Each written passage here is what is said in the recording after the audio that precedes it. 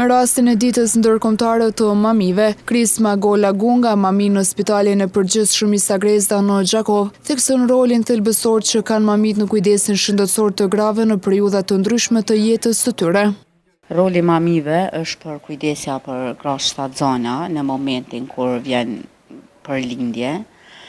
Është shumë i rëndësishëm normal se duhet me qenë edhe në mënyrë të folurit, me pas pak ma mënyrë psikologjike, me fol me pacienten, mi përgatit për lindje e këtu gjërat mira.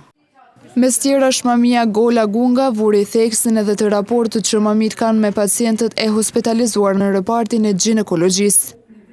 Në raportin ton, na nuk kemi normal nga njëherë kena naj keq kuptim ose naj pak natësi, po shumicën e rasteve pacientët janë të kënaqura me shërbimin që e marrin në raportin tonë. Ndërsa në pyetjen se a ka ndryshuar roli i mamis ndër vite, Gola Gunga tha se ndryshimet janë bërë në mënyrë të vazhdueshme.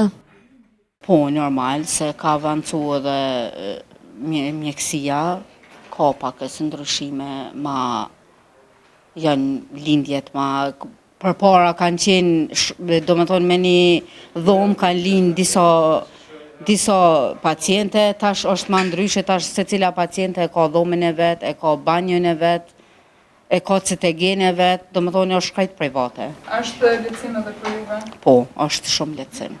Shumë lehtësim i madhë, se e ki për shembull një mami mirret me një paciente, mamia tjetër me pacienten tjetër, dhe është normal ma lehtë.